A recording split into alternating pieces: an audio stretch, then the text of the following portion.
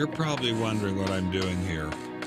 After all, even though I've done my time in the classroom as student and as teacher, I'm better known as a writer, public speaker, social activist, game show host, even a speechwriter for Presidents Richard Nixon and Gerald Ford. Life has been very good to me, and I'm very grateful. Like most people, I also have questions, very big questions like, how did we get here? Where are we going? Is there a meaning and purpose in life? Or are we, the universe, and everything in it, merely the result of pure dumb fate and chance? For most of my life, I believe the answers to these questions were fairly straightforward. Everything that exists was created by a loving God.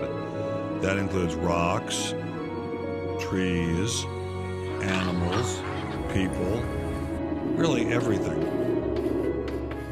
All along, I've been well aware that other people, very smart people, believe otherwise.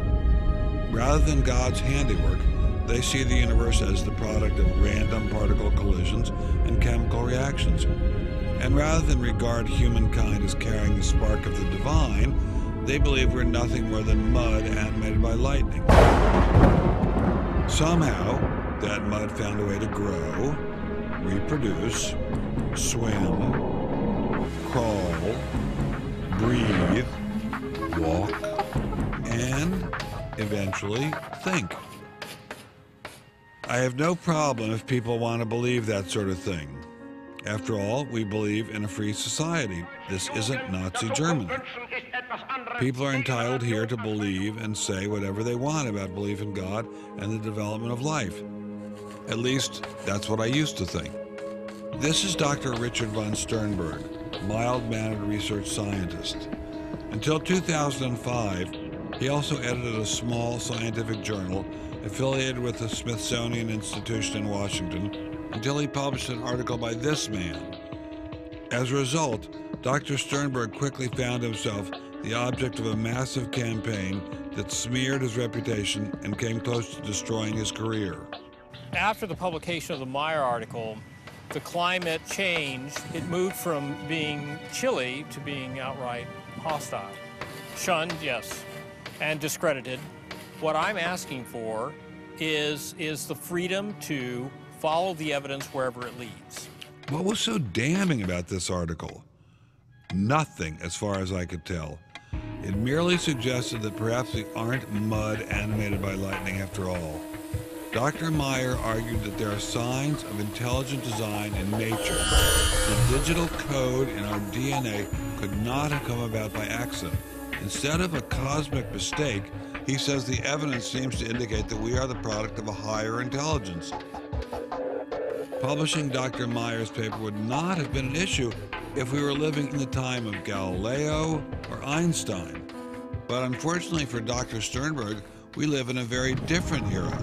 This is the era of Darwin, and in such an era, those who challenge the status quo seldom go unpunished. As I investigated this situation, I discovered Dr. Sternberg is far from alone. Many other scientists face similar persecution. They're losing their jobs, they can't get tenure, they're denied publication in scientific journals, and they're openly ridiculed and ostracized by their peers, all for questioning Darwin. It's the kind of thing where you just learn to keep your mouth shut. I have been told to shut up. We were accused of being diabolical, theocratic conspirators who were trying to force religion into the classroom. It isn't just scientists attacking these guys either. The media's in on it, the courts, the educational system, everyone's after them. I guess I shouldn't be surprised. After all, these guys are asking some pretty dangerous questions, suggesting that Darwinism is not only improbable, it might actually be dangerous. I should know better than to ask such questions. After all, I've been warned. On the whole, they're not scientists. Intelligent design is not a research program. And it's all propaganda. They're distracting you from what's important. As a scientist, I am pretty hostile to a rival doctrine. The more I thought about the situation, the more I wondered why we tolerate free speech in every other area of the society, but not here. What makes this situation so different? In my experience, people who are confident in their ideas are not afraid of criticism. So that tells me the Darwinists are afraid. They're hiding something. We're so schizophrenic. We talk about things being designed and optimized, but then when you ask us, especially in public, we're all about defending neo-Darwinism. I now realize it's my duty to get the word out, to warn others before it's too late. So I'm going to begin by warning you. Feel free to watch this film if you must, and I hope you do.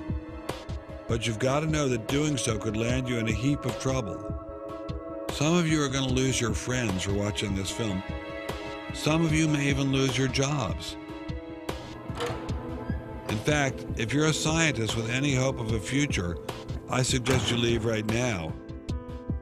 College or high school students, especially teachers, legislators, journalists, anyone else with a stake in this debate should probably leave right now as well.